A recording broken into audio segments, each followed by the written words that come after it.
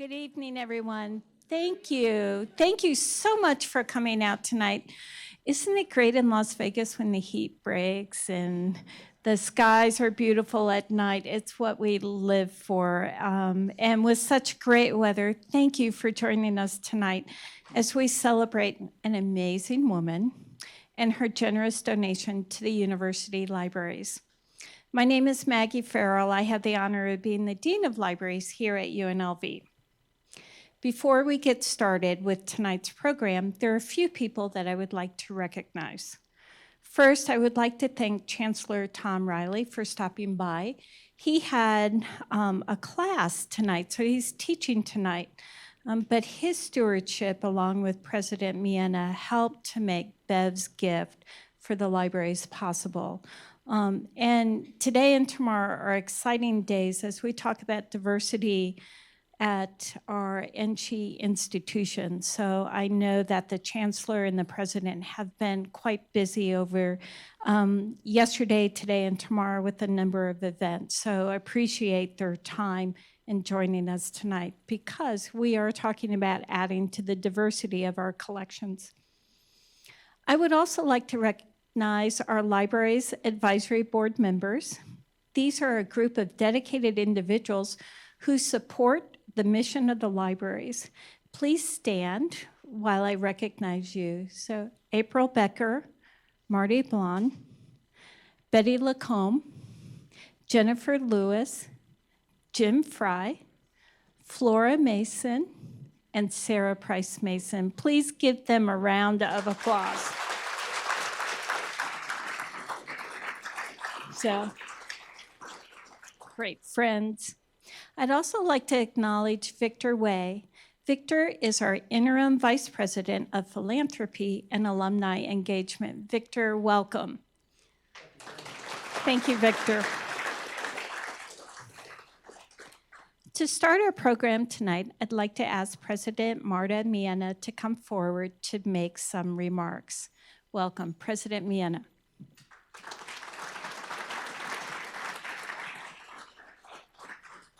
I am really so pleased to be here tonight to celebrate Beverly Rogers and to welcome her generous endowment and donation of rare books. Beverly has amassed a magnificent and curated collection of rare books, and we are so proud to make them available to the UNLV campus and community through the University Library Special Collections and Archives here at Lead Library. Beverly has been a longtime friend and supporter of UNLV, and if you look around our campus, her influence and that of her beloved late husband, Jim Rogers, is everywhere, from buildings to events to institutes. Her tireless efforts with the Black Mountain Institute and UNLV libraries has been an integral part of making both UNLV and Las Vegas the literary hubs that they have become. Now, sometimes in a world currently focused on the STEM disciplines, it can be easy to lose sight of the richness of the humanities and how central they are to our understanding of the human condition. With this amazing gift, Beverly reminds us how much literature and history matter, how much we can learn about a time, about a place, about ourselves. Lessons that are hidden in the precious books that she's entrusting to us. Through her philanthropic work, Beverly seems to be constantly thinking about how she can enhance the learning experience of those at UNLV and beyond. That she is donating a collection of this size, more than 1,300 items, speaks volumes, so to speak. I didn't realize when I wrote that. About how much she values education. As a lifelong student, she understands the wonder of encountering something so unique. It is truly invaluable that the UNLV community can now view and learn from this special collection. With this most recent gift, Beverly again creates opportunities for our campus to move forward with vigor while remembering, investigating, and preserving the past, which is very, very important. So thank you, Beverly, for your impassioned commitment to literature and learning and for your unbelievable continued support of all of us at UNLV from the bottom of our hearts. Thank you.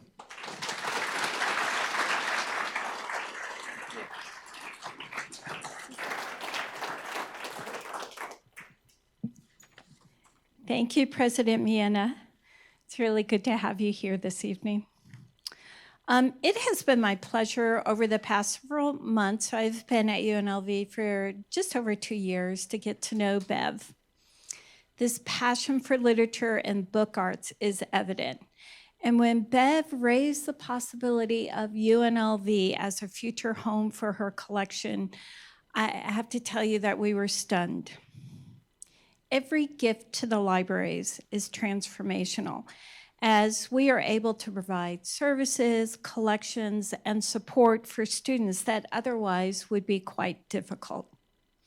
But this gift, in particular, propels the libraries, offering a truly unique research opportunity that is lacking in our region. I have to say, I was recently at a meeting for R1, R2 libraries of the West, and announced the gift. And they were like, man, how did UNLV get this? And why do you guys get it? Why don't we get it? So, and a couple of them with Victorian literature collections already were going, wow, that's the type of gift that we would want to offer to our students. Yeah, but we have it. Yay, UNLV. So, Special Collections and Archives will be a proud home for Bev's rare book collection once you're finished with it. Once you're finished with it, Bev. We know that this gift will have a continuing impact for our students as they are able to engage and study the works of the many authors featured in this collection. And this is where the gift, and if I tear up, I apologize, but this is what is so transformational about the gift. Bev is also establishing a $5 million endowment. This will support the Beverly Rogers Rare Books curator. This is the first named position in the libraries, and we are so honored, Bev. The generous gift ensures that the collection will continue to grow, that the collection will be cared for, and that we will have the ability to weave the collection into the curriculum. We'll be able to preserve it, and we'll be able to make the collection accessible globally. This is what makes a research university. We talk about this, but providing unique collections, unique services that are not just for our students, but for an international community is what makes UNLV unique from other universities. But stories are part of a larger story. What's also intriguing about Bev's collection is that the collection itself is a narrative. Tonight, you will not only appreciate the passion of historical texts, but you will hear about the story of a volume, or the connection between an author and author, or the connections of an author with his or her family, or the stories about authors and publishers. Bev's story about collecting is as compelling as the individual books. Please join me in giving a very warm welcome to our guest lecturer, Bev Rogers.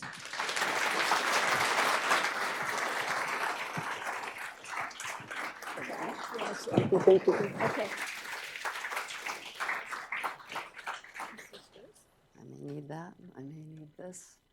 I want to really make a special welcome to students because that's what doing this is all about for me. If any of you happen to have noticed the poster downstairs, then I'm sure you saw that the title of this is called Victorian Connections and the Evolution of a Book Collector. I'm here to tell you that for 1 minute you should not think, part of me is missing here, but anyway, never think that that title with the word evolution in it has anything to do with my personal evolution. This is my phone. My preferred writing utensil, and this is how I pay my bills. Okay?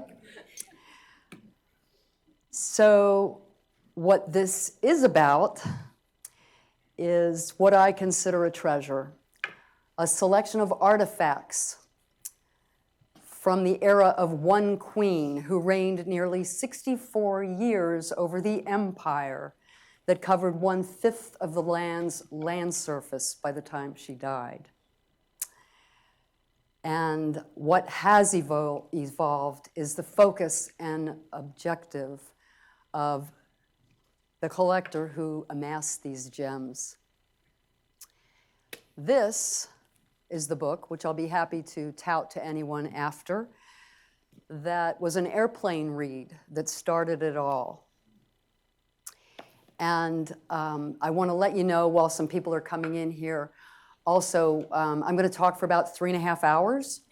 And well, I do think that's funny. 30 tops, okay, 30 minutes, okay, at the most. And then afterwards, I'll be happy to answer any questions. And we've arranged the books on purpose in a circular sort of way so that you can walk around the tables, you can look, please touch, and I'll be happy to talk with anyone about anything in particular with the books. What I want you to know is before I understood what focus meant, or predetermining that a collection might serve a purpose, even giving any consideration to the monetary factor, or knowing anything about how prolific an author might have been, when I started collecting, after I read this book, I chose to try to find first editions of John Steinbeck because he was one of my favorite authors. And that's as good a reason as any and a way to get started. I also picked up a few others of my favorites, Hawthorne, Dreiser, Somerset Maugham. Eventually, I collected a significant number, which will come here, of Joseph Conrad's. One day, browsing in a bookstore in what was to become one of my favorite haunts in Seattle, I came across a section titled Books About Books. Leo knows it all here. I perused a few books about books, and I was all in. It totally got me. Excuse me, the selection I brought today represents 3 areas of what will someday be in the hands of Lead Library's Special Collections Department. Those are a few books about books, novels that exemplify 19th century printing practices, and Victorian Association copies. Books about books means exactly what it says. They are about the material objects, bindings, typography, printing, prefaces, provenance, book selling, book buying, book collecting, book binding, bibliography. And I learned an awful lot from them. I have probably in my collection about close to 400, I'd say, books about books, and I've read cover to cover every one of them at least once and need to go back and redo it because memory's not as good as it used to be. The late 19th century and the early 20th century in Britain and in America saw the appearance of an abundance of books for collectors that were of a prescriptive nature, what we would call how-to books.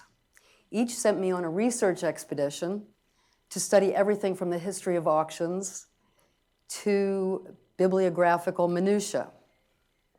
They also introduced me to British and American collectors and to the stories of libraries and to the men who built them. Some of those books about books are right sort of on an angle on the very edge over there. They're just kind of interesting to show a few. They're not really pretty, but they're good. In America during the same period, we witnessed a boom of banks, the expansion of railroads, an increase in oil and steel production. This made for some pretty darn rich guys, industrialists and entrepreneurs who hoped to look or perhaps become as enlightened as they were business savvy. And how did they do this? they collected fine literature. They collected Greek and Latin texts, they collected works of the French and Spanish, and they collected a preponderance of English literature, because that was what would make them look smart. Names like Huntington, Clark, that you'll recognize on libraries, Morgan, Rosenbach, Lilly, Widener, actually Widener's mother, were a few of the private collectors who assembled libraries in their homes and then built independent libraries or bequeathed their collections to institutions.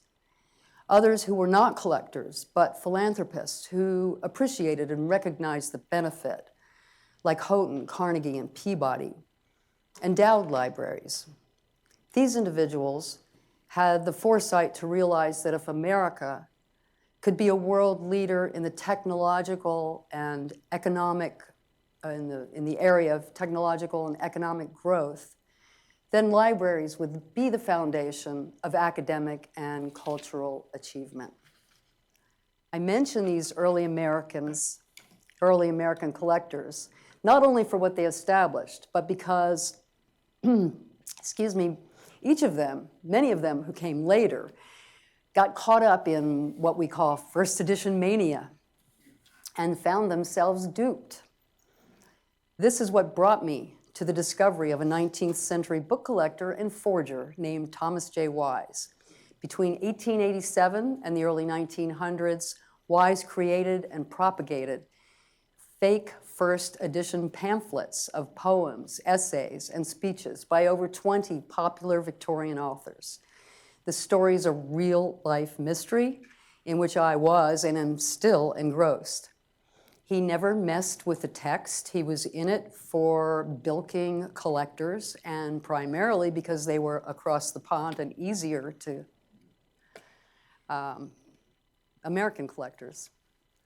My Wise cache includes an 11-volume catalog of Wise's own library, everything ever published about him, every bibliography he authored or co-authored, any article he wrote, and yes, a whole bunch of forgeries. I have not brought that material today because he is his own subject, and I would love to do a whole thing on that. It's really fun. Excuse me. This little pamphlet, which you're welcome to look at, is called A Catalog of a Victorian Exhibition. And it's what set me on the path to find literature that best exemplifies 19th century printing practices, which is the bulk of what I have here today. Today we publish a hardback, a paperback, an audiobook, or maybe we self-publish online. That's about it. In the 19th century, publishers were way more creative. So this exhibition that I discovered here became my map for forming a cohesive library that would celebrate how novels were first delivered to the public. It was a jumping off point from which I could learn histories, biographies, and all the biblio-minutiae I love. It was a prototype that could be expanded upon, and expand I did. When my bookseller buddy Ed from London came to see my library, he noted that the model was great, Bev, but you realize if you follow a model, in the end, your library will look like everyone else's. Well, good advice, Ed. As it turns out, pricey advice. So although I've arranged these in groups by form, the form is not a chronology of how the books came out. Often books were published in two different forms, almost at the same time. And publishers most often had control over the form in which the novels appeared. And I'll get to that in a minute. So to begin with one of the first forms, novels in parts or part issues had been around since the 1820s. But the look and content of the form changed. And I'm going to be very careful how I say this because it's a tongue twister. The look and the content of the form changed and was popularized after the posthumous papers of the Pickwick Club was published in 1836, okay? Here we are. They're right in the front there, okay? So you'll want to check those out.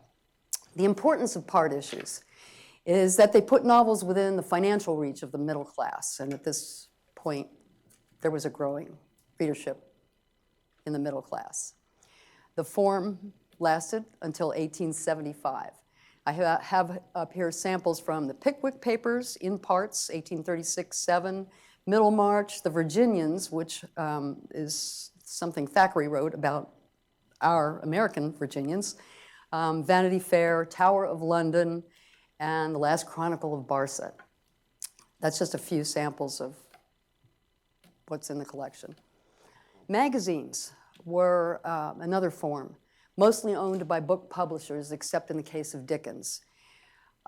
He founded a magazine with the publishers Bradbury and Evans in 1850, and that particular magazine went from 1850 to 59. After that, he broke with them, and from 59 to 70, he conducted, as it says in there, conducted by Charles Dickens. He became the editor of his own magazine called All the Year Round.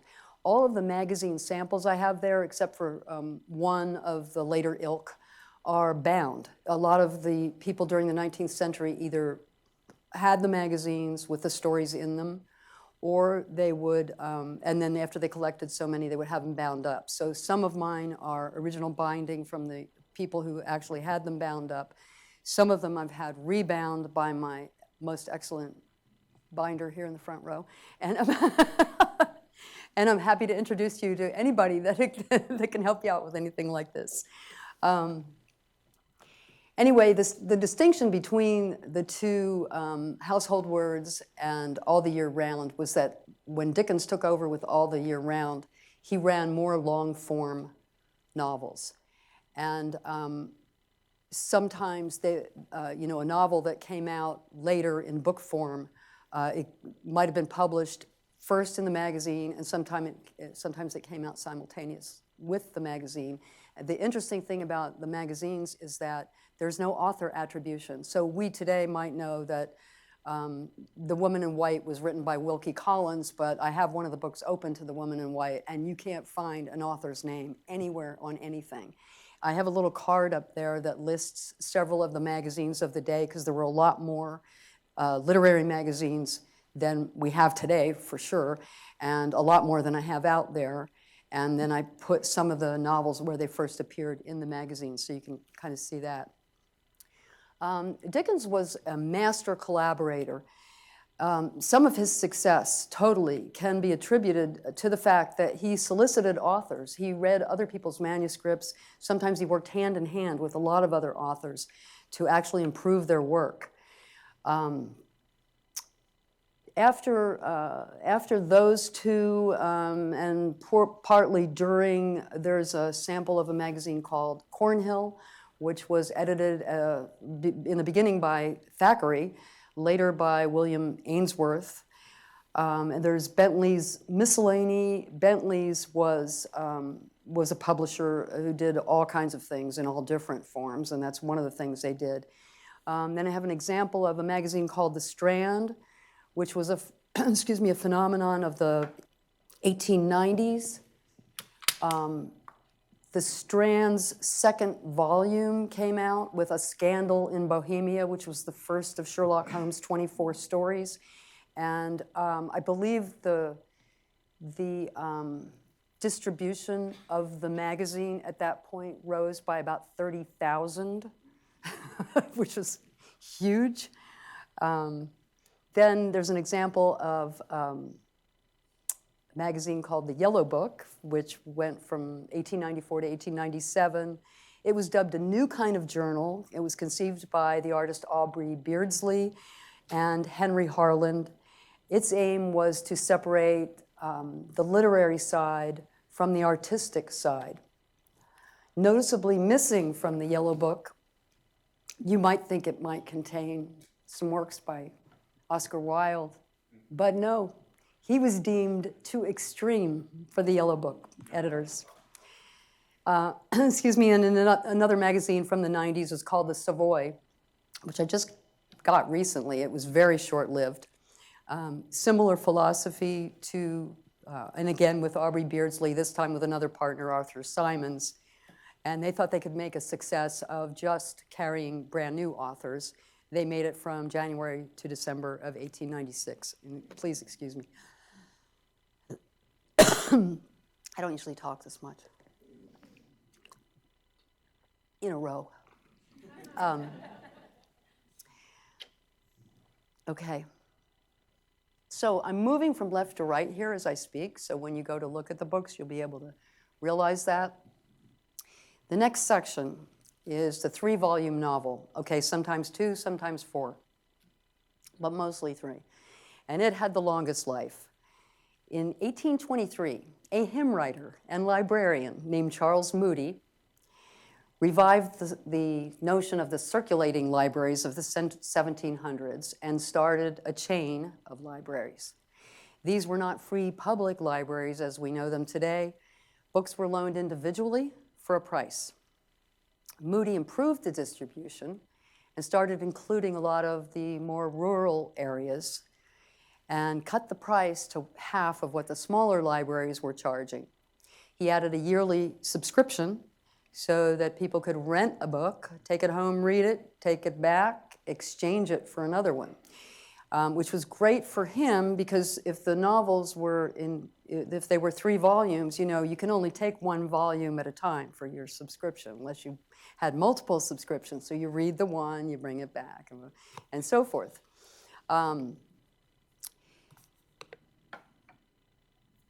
Other libraries eventually, you know, picked up on this, lowered their prices, and followed his leads. The other interesting thing about Moody in particular, and let me point out his, so that you'll know what you're looking at. I mean, I got this. It's called A Cigarette Maker's Romance. I didn't buy it for the title, nor for the author. I never heard of him, her, Marion Crawford. I bought it for the label. So that you could see that that's the real thing and how cheaply they were bound. Mr. Moody, Mr. Straight-Laced Moody, was a censor. So if he accepted the books from the publisher, it was like having, you know, the seal of good housekeeping on your book for the author. If he didn't accept it, he didn't buy it, if he didn't approve of it, which was not so hot for the author. So Moody, who held quite a bit of control over publishers, just Moody and the other libraries, just based on the fact that they were buying more than anyone else. Then publishers held an equal amount, if not more so, sway over the authors. Very few authors actually controlled their own dollars and cents, their own negotiations, or their own, you know, futures in literature. And I'll go into that a little bit more. But often the authors, or excuse me, the publishers would tell the author what type of novel to write, whether it be a romantic novel, an historic novel, a novel that's about social protest, whatever. The success of the author often had a lot to do with what the publisher knew was hot, and that would be what would go. The publisher also could calculate and decide whether the author should publish in book form, in the 3-decker most common form, or serial publish in magazine or in parts. And by way of example, I'm going to quote from a contract. Thackeray was the second most popular author in England when he signed this in 1859. Mr. Thackeray, in consideration of the engagements of Smith, Elder and Company, contained in this agreement, agrees to write 2 novels, the scenes of which are to be descriptive of contemporary English life, society, and manners, each novel to form as much printed matter as is contained in 16 numbers of 32 pages each of Mr. Thackeray's work entitled The Virginians. So I'll show you, we have The Virginians over here.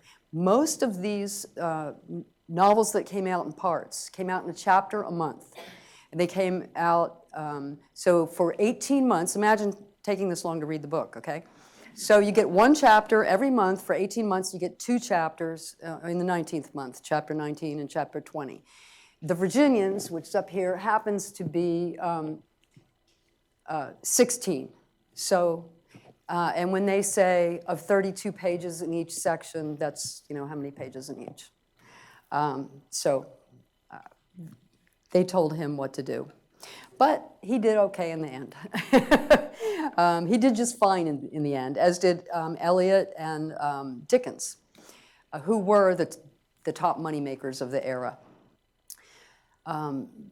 Dickens, Eliot, and Charlotte Bronte were the 3 who actually attained early popularity. They were popular right when their stuff came out. And they were the only 3 who really could maintain artistic propriety. In fact, Eliot was notoriously stubborn. I read some great stories about her business practices.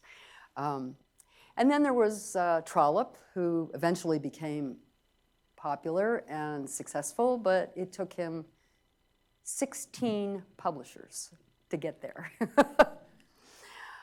As John Sutherland, author and professor emeritus of modern English studies at University College London, claims, there is no Victorian novel which was not materially influenced by the publishing system, for good or ill.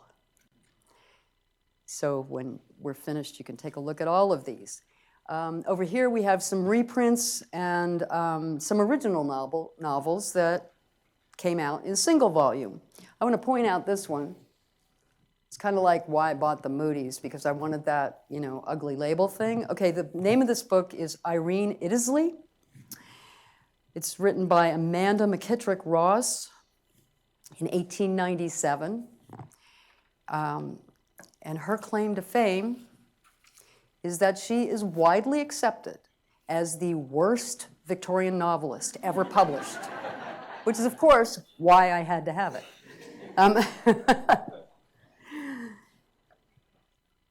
So a couple of the others you might want to take a look at, besides Irene, I have, this is Dr. Jekyll and Mr. Hyde, which is in paper, and it's the first edition. That's delicate and beautiful. A Tale of Two Cities is another one. And then the combination book here of Wuthering Heights and Agnes Grey by, of course, Charlotte's 2 sisters, who originally, the 3 sisters wrote a book of poems. They published it themselves. This is a long story about how it was distributed. I think they actually sold 3, and the rest of them were eventually sold to a book dealer, a bookseller later, and he had them republished and managed to sell some of them. And then the 3 sisters each wrote a novel.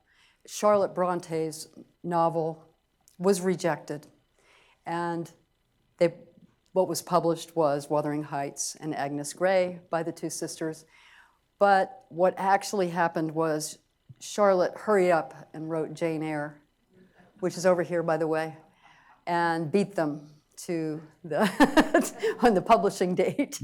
And she got her own. Well, they're together. You can't buy them individually. They come that way. And I will say that a lot of most of what's here are first editions. That's a second edition, and the first edition is I have to count how many figures. It's I think it's post 6. If you were to find it. And I've actually looked, but haven't found it. Doesn't mean I'd do it, but anyway, so new novels and reprints were also out in another form, which was called a publisher's series. There was a company called Sims and McIntyre in 1846 out of Belfast that came out with this idea. This is, it was called, the first one was called the Parlour Novelist Series. This is the Parlour Library, which was the second part of what they did. And they became so popular so fast that they, before any other of the publishers who were coming out with single volume reprints and originals caught up with them, it took them 2 years. It took the rest of the publishers like 2 years to start getting the idea that they could get this stuff out and get it cheaper, and get it out cheaper. So in the meantime, they moved from Belfast to London just to prove their success. And there are a few different examples of those. Departing from the lookalikes, one of the things I wanted to mention is that you notice that all these, they all look alike. All these publisher series books, like the whole Parlour Library looks like this. All of these look like this. All of these look like this. And they all have a design on the cover, and sometimes they're different colors. But they all look the same because their purpose is to promote the publisher, not to promote the book or the author. And anyway, then departing from that, there was a series called John Lane's Keynote series, and these are all very pretty. These were considered the elite fiction of the late 1800s. Really fun thing to look at when you look at it is there's a key down the side and on the back, and the author's initials are embedded in each one. So each one is a little bit different from regular publisher series. And then the other thing I stutter over, in 1848, W.H. Smith charted the Railway Bookstall. Say that 5 times fast. Railway Bookstall, with George Routledge as his first publisher. And this changed the course of what, where, and how much people read.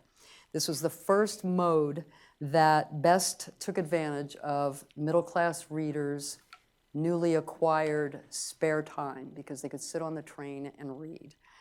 Routledge, by 1898, had racked up 1,300 titles, and by 1902, Smith had 1,242 locations, which is a testament to the multitude of novel readers. Railway fiction, that's these pretty little colorful things here, consisted mostly of what are known as yellowbacks. There were some others, but mostly the yellowbacks. The name yellowback came into use in 1853 when an artist experimenting with colored pictorial paper, printing on a book cover, substituted yellow paper with an enamel glaze rather than the typical white paper over boards that was normally used and would soil so easily. Rival publishers then imitated and then further experimented and found new ways to make them in all kinds of different colors. And by about 1855, all of the books that looked like this were known as yellowbacks, even if the color was orange or white or whatever. Didn't make any difference. The big, the really special thing about these books is that this is the first time in English literature where the picture on the cover of the book has anything to do with the text. So it is illustrative of some action in the text. Just checking to make sure I'm okay here. I'm not like running out of time, right?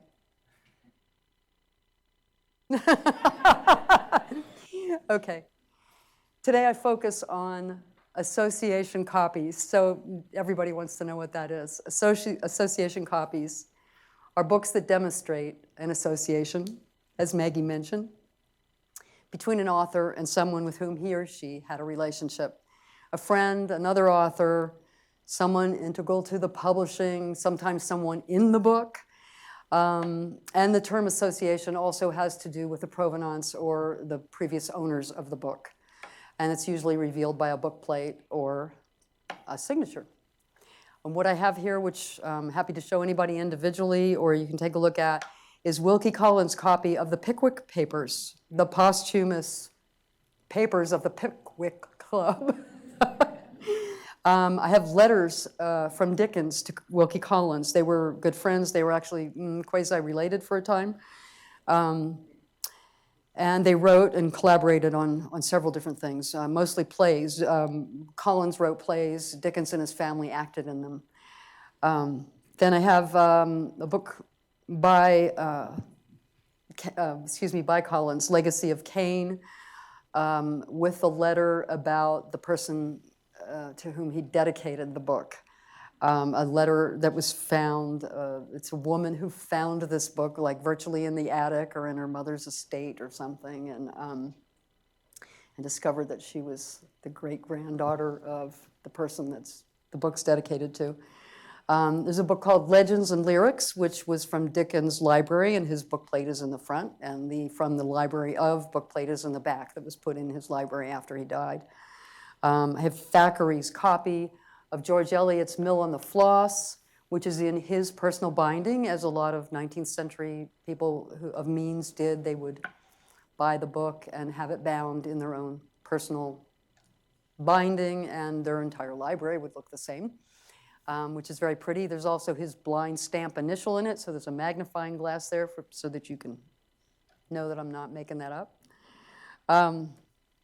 I also have a letter from George Eliot that begins, "Dear Mr. Browning," which is just too sweet. It's totally illegible. I do have a translated version because thankfully, I mean, her handwriting is so teeny, it's just impossible.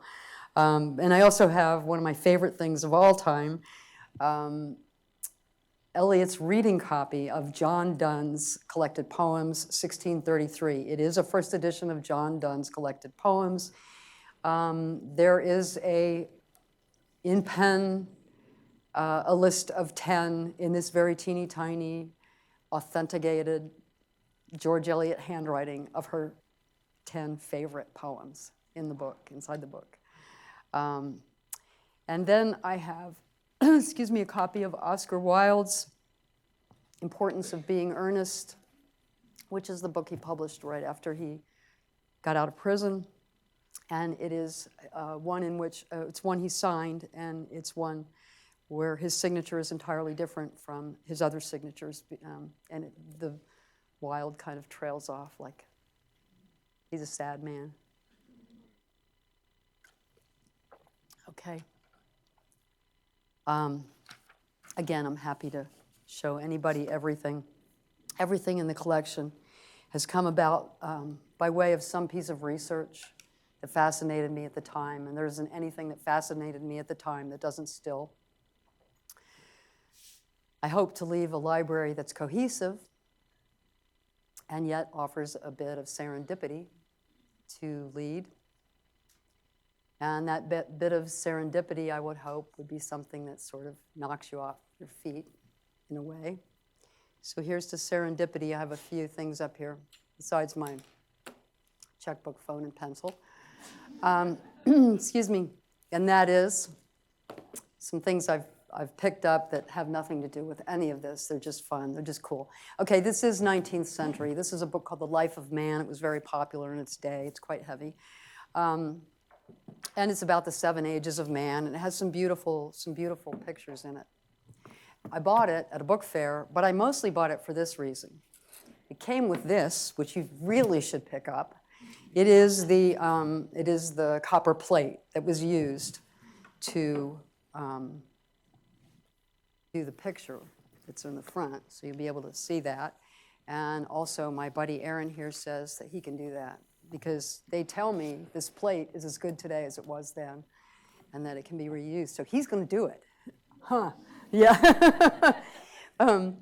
Then, excuse me, I have a book here that is a memoir of Randolph Caldecott, who was a banker who decided to take up his hobby and eventually became very famous for illustrating children's books. And I bought it because it is a gorgeous book, and it is a sin. It is what I call the sin of books. And I'm looking at Megan. So first of all, it has something I have to show you up close and personal, which is called a Fore-Edge Painting, which means they put books in a vice grip, And you're familiar? And they can paint scenes on the side. This happens to be a hunting scene of Caldecott, who was a great hunter with his friends. That's not the sin. It contains about 70 different etchings in black and white, photographs in it. That's not the sin. It has, excuse me, did I say 70? It has about 170 of those. But its claim to sin is that it is a book largely, it's called extra illustrated or Grangerized. And it is largely made up from pages, pictures, engravings, color, black and white, torn out from other books and pasted in. So I would call it obscene. I would never own more than one, but it's cool. It is cool. Several years ago, there started this big craze in miniature books. Okay, this is like a whole thing now. You go to book fairs and they're everywhere. Different booths have them. Sometimes they have booths just of miniature books. I'm not collecting these. They are adorable. They're ridiculously expensive. But one is fun. One is serendipity. This happens to be a book that was published in 1625. It was considered the paragon of sports literature. It is called Walton's Compleat Angler. Only this one's Americanized, and Compleat is spelled correctly, whereas it was spelled 17th century-wide, which was C-O-M-P-L-E-A-T originally. And just to give you an idea of why I am not buying the Compleat Angler, aside from the fact that it's not Victorian, and it's sports literature, it's not really my thing. But anyway, the last first edition of the Compleat Angler that went to auction at Christie's in 2001 sold for $226,000. That's not this. That is the real first edition. But anyway, just thought that was interesting trivia. Okay, so last year I designed myself a book, a rare book and library tour for fun. I was in Boston in a small store, and I'm just looking at everything in it because there wasn't, I had all day and they didn't have that much inventory. They just had a lot of cool inventory. So I'm looking at this one shelf and I see 3 copies of Fahrenheit 451. Okay, totally not in this vein at all ever. But I knew what it was. There were 3 copies. 2 of them were in a dust jacket. 1 was in a plastic bag. And I knew exactly what it was because I'd read about it. But I never looked for it, never thought I'd see one, didn't think, wasn't sure it really existed. This is one of 200 copies signed by Bradbury and bound in asbestos. And yes, you can touch it. And no, you don't need, gloves or a hazmat suit. But if that isn't an author linking his material presentation to his text, I don't know what is. And also in that same store, I came across this, was just totally fun. It's a British trivia game, and it's really fun. And it was printed for the benefit of the female penitentiary in London. So you can help yourselves to any of that. Before I take questions, if you have any questions or want to come up and look, I want you to know why I decided to leave my collection to a library, and particularly to this library. Every book collector thinks about what kind of future home he or she wants for the time invested and the joy found in putting a collection together. Some decide to send their estates to auction, then others, like me, get to enjoy the thrill of it all. Some leave their goods to an institution, knowing that they'll be in good hands. I want my books to excite others, and I want them to be in good hands. My vision is for them to be exhibited, for them to be displayed, for them to be handled, for the collection to grow. I don't want them to collect dust in a secret vault. I do want them to be a primary source for research, for historians, for students of literature, for bibliophiles, for the general public. I want them to be respected. My inspiration comes from a man named Mark Samuels Lasner. He's a collector, a bibliophile, and an author whose personal collection resides inside the Special Collections Department at the University of Delaware. His library is also, by the way, a catalyst, the catalyst that moved me toward the search for association copies. With all of this in mind, I approached the UNLV's librarians, now affectionately known as the Stacks. We met for lunch, and in less than 2 minutes, I knew I had made the right decision. Maggie, Kelly, Aaron, and at the time, Michelle Light, could finish my sentences. They asked questions, they made suggestions, they had a zillion ideas all at once. And if your insides can be smiling, mine were grinning. I owe a debt to UNLV. It gave me an education, it challenged me, it put me in a position to see and to seize opportunities. It gave me lifelong friends. But I'm not making the donation out of responsibility, and I'm not making it as a payment. I'm doing it because I'm comfortable knowing that these artifacts will be in the best of hands. I know I'm doing it. And because the lead special collections team took what could have been merely a transaction and transformed it into a relationship. Thank you.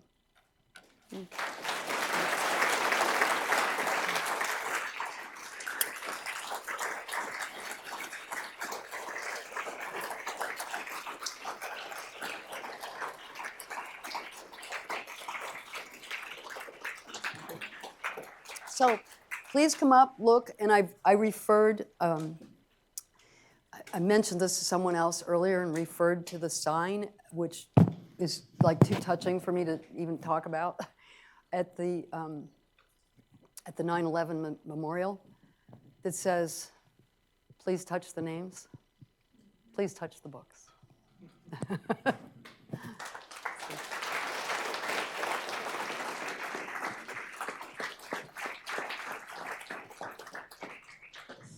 So please raise your hands if you have questions.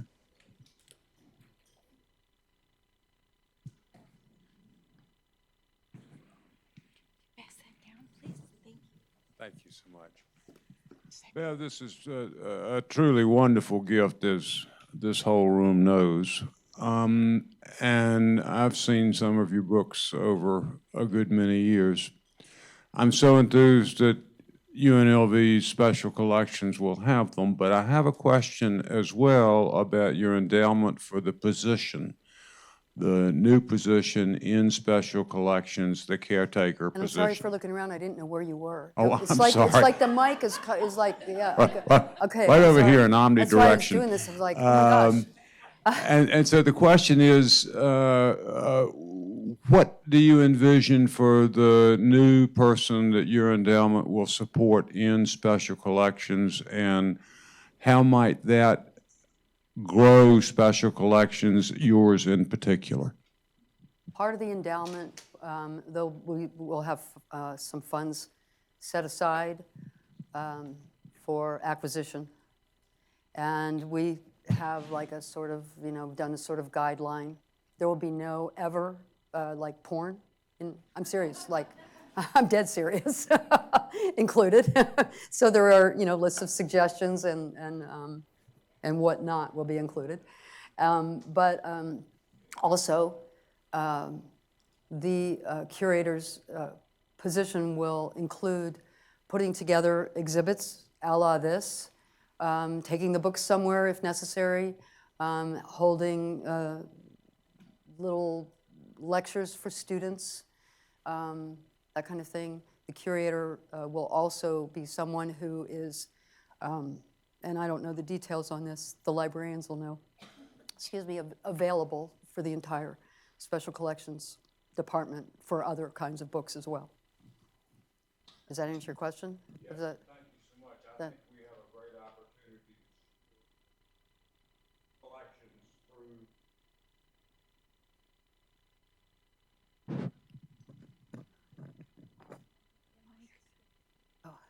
Okay.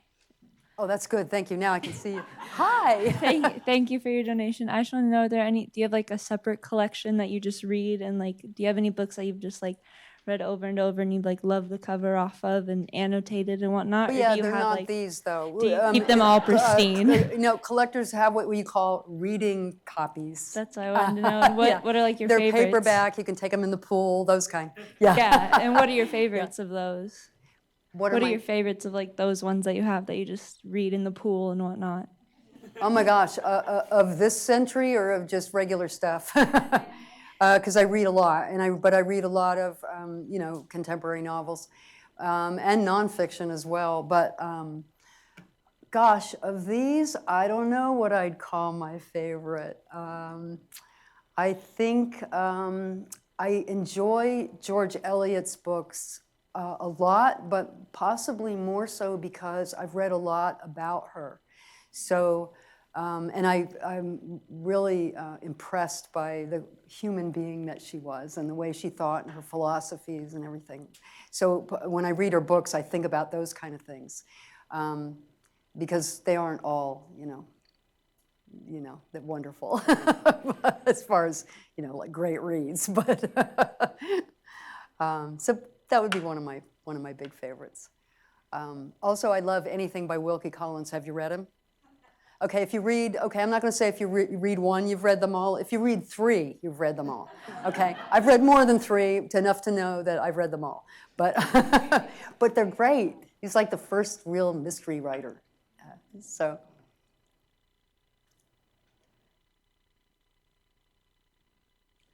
I was wondering if there's, let's say, a freshman who's new on campus. If there's what, I'm sorry? Let's say a freshman new on campus who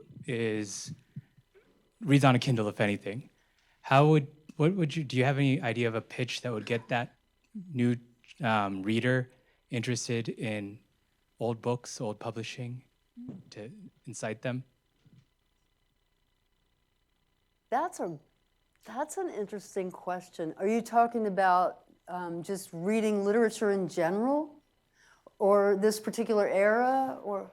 Particularly to develop an interest in the importance of books, particularly older books, and how they can be helpful. Yeah, I think I would talk in a couple of different directions. One is if I got into the story about the forger. There are so many different aspects of that story that would interest people. A freshman, for instance, who might then have an interest in taking it farther. That would be one thing. I'd have to think about that a little more, but I'll do that. That would be one way. Also, just to know that the books are historical artifacts as much as a dinosaur bone is an historical artifact. And to be interested, I'm supremely interested in the material object. And I might be able to talk to a student at length about the ways in which certain authors, as in Fahrenheit 451 with the asbestos binding, tied certain things in the materiality of their book to the text. John Steinbeck, I can name a few different things that he did in certain books. So that might be another direction to do that. Does that help?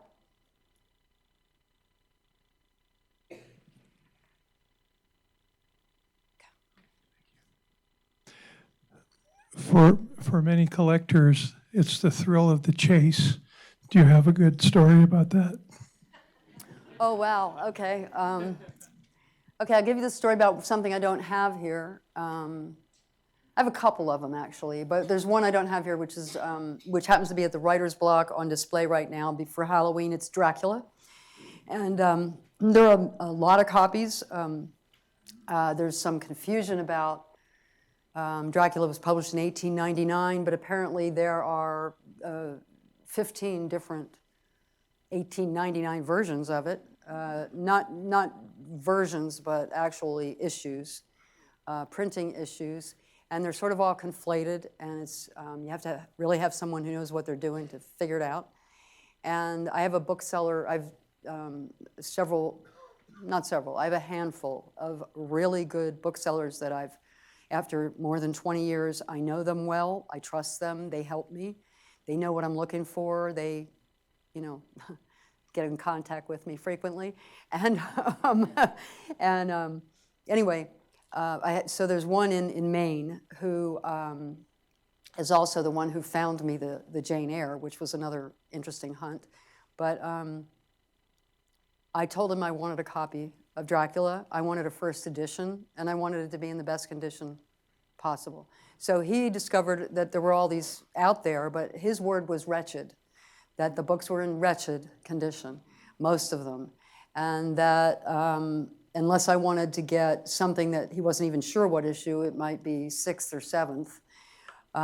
But he said, or if I wanted to just sit around and wait. I said, I'll sit around and wait, So it wasn't that long. I think I started in like February, and by October, in fact, it was nearly Halloween, which is pretty funny, when he got back in touch with me and said that he had one.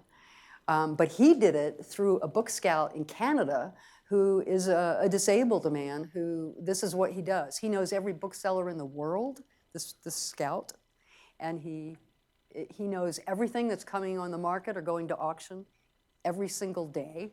I mean, these people are like amazing people. So I don't know him, but I know a guy who knows him.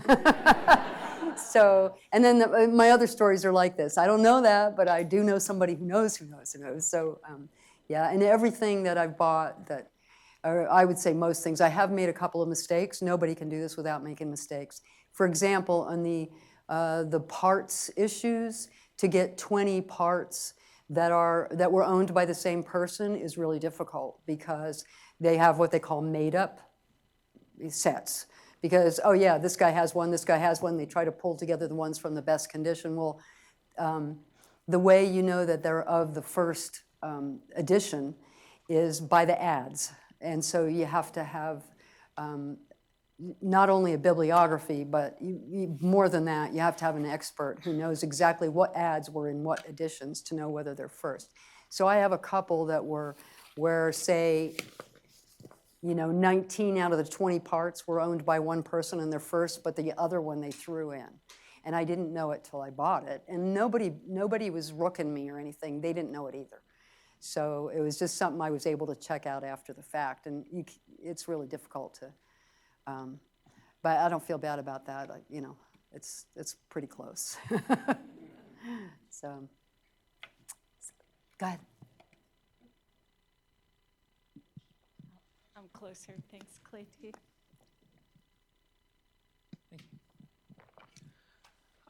Excuse me for borrowing a bit from Fahrenheit 451, but if there's only one book you could choose to memorize, I know you have this wonderful collection. It's an impossible question to answer, I know. But if there is one book that you can memorize and you had to pass down, at least from this collection, what would it be? This is going to be a really weird answer because if you might notice what I've collected here is fiction and not poetry. I probably have 4 books that are poetry that belong with the collection, which I didn't bring, except for George Eliot's copy of John Donne's. I would memorize John Donne's poems, and actually, I already have a head start on some of it. So, okay.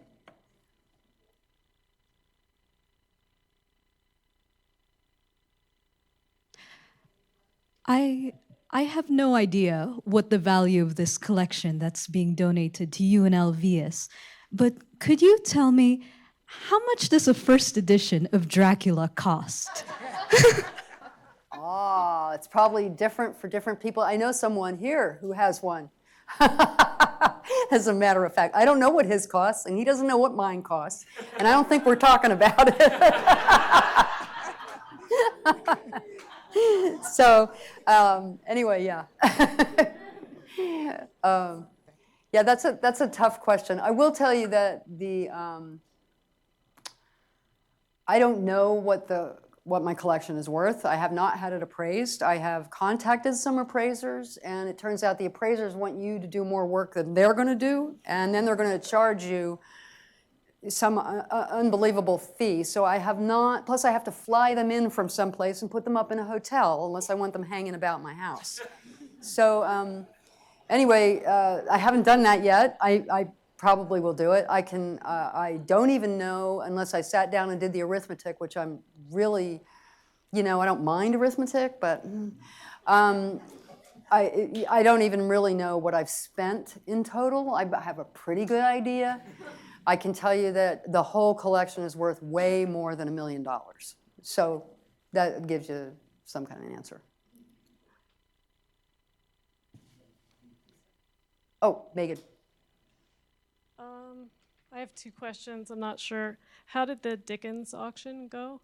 Oh, so, okay, shall I tell the story very briefly? Okay, so I just participated last week in an auction by an estate of a man who collected only Dickens, and it was a catalog that thick, I'm serious, of all Dickens material, which we thought that would lower the prices because they're kind of glutting the market with the same thing. There were like 16 copies of, the same book in some cases. So I participated by phone with my friend Ed, who is in London, and between 5 and 8 a.m. spent a ridiculous amount of money. And I had the time of my life. It was as good as a safari. I don't have, a picture of the gorilla, but it was really fun. I've done it a few other times, but this one was I was obnoxious.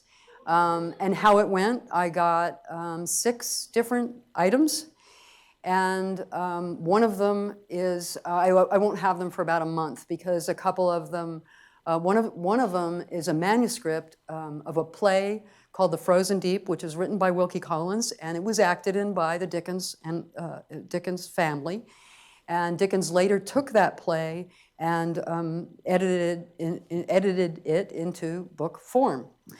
But Wilkie Collins has the manuscript of it, and there is his handwritten stage direction all over it, which I couldn't resist. So I have that, and I also already have the poster that came out for the play, which I have framed, which is cool. And then I got a copy of it's probably the finest copy, not in a library. It's probably the finest copy of Great Expectations that there is. And I can say that without qualification based on the person I was bidding against. You can look him up. His name is Franklin Brooke Hutchins, hyphenated. He is known as the collector's collector. He is British, and he went to this auction expressly for that book. Which means he kept bidding, and I kept saying, oh my God, Ed, go. So, Ed, yeah, okay, one more. Okay, just one more. And finally the guy gave up.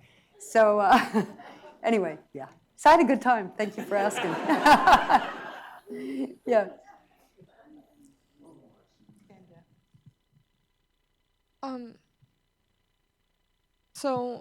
I actually had a question.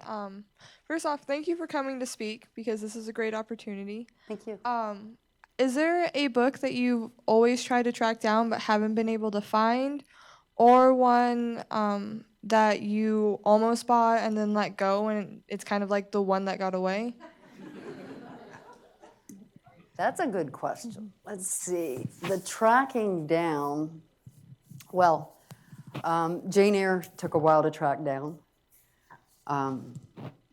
And there is at some point when I do a thing on the forger's material, there is the forgery that got him caught that I thought I'd never find. I thought only libraries had. And it did show up somewhere. I did get that. As for one did get away at auction, and actually I was very lucky because it got away at auction where you pay the auction price, everyone's excited, and you're being stupid, and you're just like bidding like you need this, whatever it is, and everyone is, and then you pay a commission to the auctioneers, and then you pay for this and you pay for that, and so to buy at auction is just sort of ridiculous in a way, but really fun.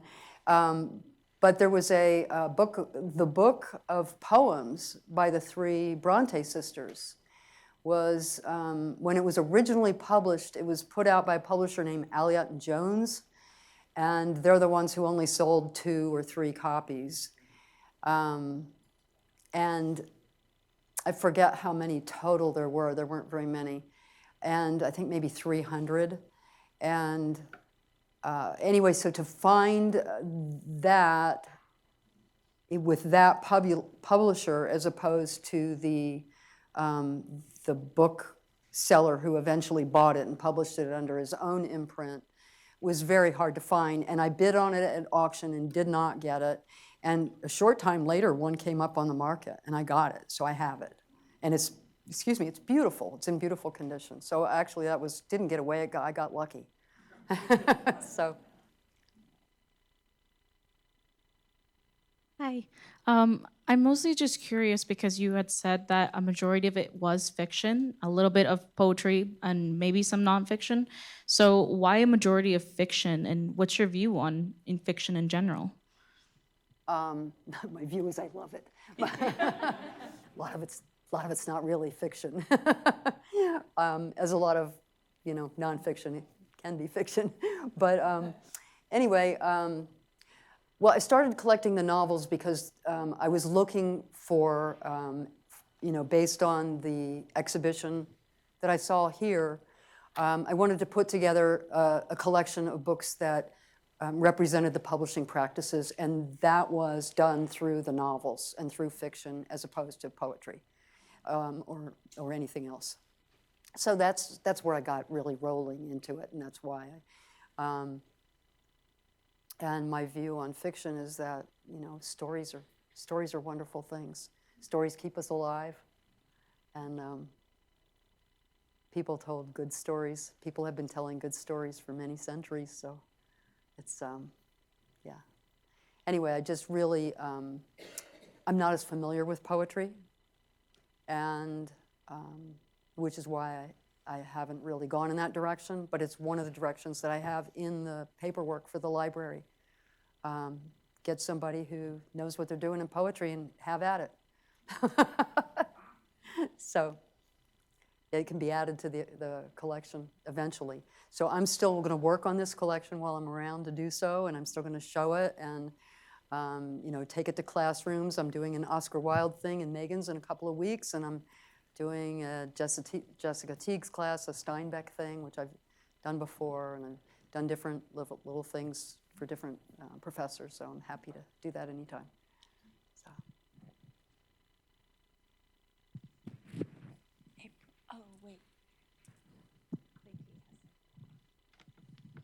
So now I'm really interested. Are you taking requests?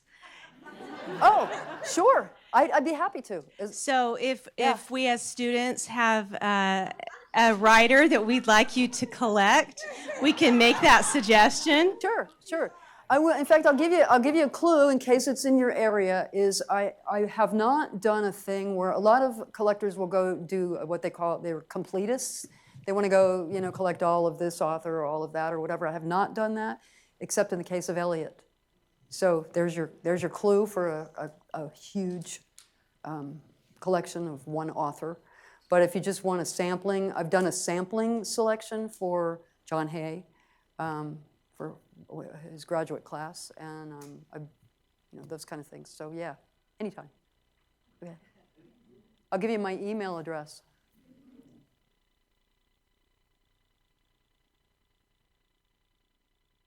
Anything else? You can come up and look. Do however. Thank you.